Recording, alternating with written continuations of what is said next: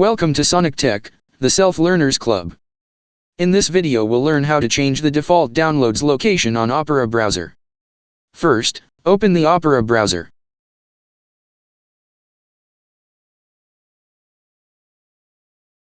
Then open Settings.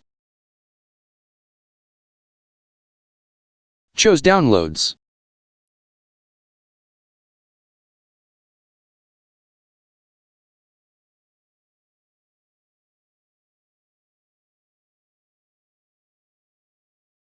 You can enable an option to let the Opera browser ask where to save each file before downloading.